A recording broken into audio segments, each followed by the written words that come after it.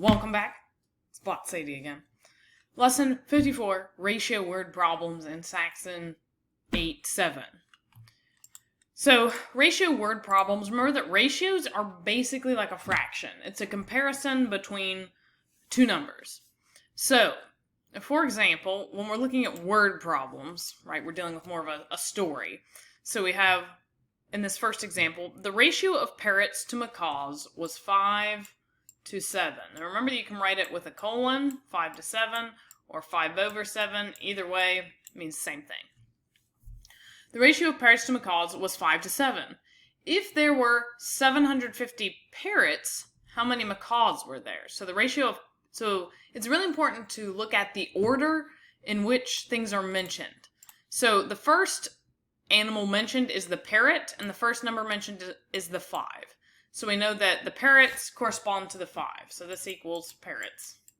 I'm just going to put P. And macaws is the second animal mentioned, and 7 is the second number mentioned. So we know that this 7 would equal macaws. So now that we have this, we're going to set it up like a proportion. Remember, proportions deal with cross multiplication. So, looking at it here, we have 5 parrots, 7 macaws. 5 parrots, 7 macaws. I'm just writing it there for us. It says if there were 750 parrots, so you see that, put the equal sign because we're setting it up like a proportion here, or ratio. 750 parrots, how many macaws were there? So, what we will do to find this is we look at, 7 and 750 are across from each other, right? So if you have your calculator, you can go ahead and find this out, which is 7 times 750, because we have to cross multiply for proportions or ratios like this. So 7 times 770 equals 5,250. And then 5 times m is just 5m, obviously, right? So we have 5m equals 5,250. You can use your calculator here to divide. You're going to divide out the 5. So m, which remember means macaws, is going to be 5,250 divided by 5 is 1,050 macaws. And that would be our answer for that. So again, to go over the process of how you solve a problem like this. Number 1, you find out, you line up numbers. There we go.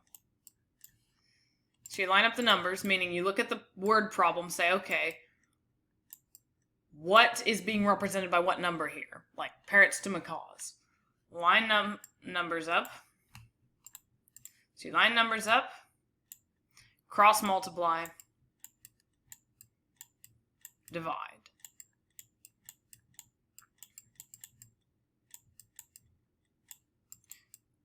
That is the basic process for finding ratios, word problems, or proportions. Remember, proportion and ratio are the same thing. So, go ahead. Actually, let's leave that there. All right, for the practice set, I would like you to complete A and B. Pause, and then unpause this video when you're ready to check your answers. Welcome back. Let's see how you did. So the girl to boy ratio was 9 to 7. So the first thing I'm doing here is lining up the numbers. So girl goes with 9 because girl is the first thing mentioned. 9 is the first number mentioned. Boy and 7 go together because boy is the second thing mentioned. 7's the second number mentioned. So we have the girl to boy ratio was 9 to 7. So we know that the boys are 7. If 63 girls attended, how many boys attended? So 63 girls up here. We want to figure out how many boys attended. So this, we're going to represent this with a B.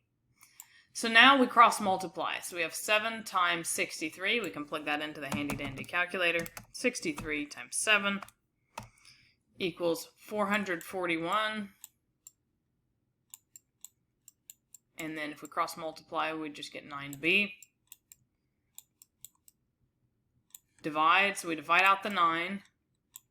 441 divided by 9, b equals 441 divided by 9, 49. So there's 49 boys. I'm going to kind of block this off since it kind of ran into our problem B there. All right, problem B. The ratio of sparrows to blue jays in the yard was 5 to 3. So the ratio of sparrows, remember, first thing mentioned goes with the first number mentioned. The ratio of sparrows to blue jays in the yard was 5 to 3. So we have 5 to 3. If there were 15 blue jays in the yard, how many sparrows in the yard? So again, we look at sparrows, was 5, blue jays was 3. So it's saying if there are 15 blue jays in the yard, how many sparrows were in the yard? This looks different, but it's the same process really here. So we've lined up the numbers. Now we're going to cross multiply, right? I'm going to change that sparrow to an A just because that looks like a 5. All right, so we cross multiply. 5 times 15 equals what? Well, 5 times 15 equals 75. 75 divided by 3a, because remember, we're cross multiplying. We divide by 3. You know what 75 divided by 3 is. It's 25. So we have a equals 25, so that means there are 25 sparrows in the yard. You are now ready for the mixed practice. Best of luck.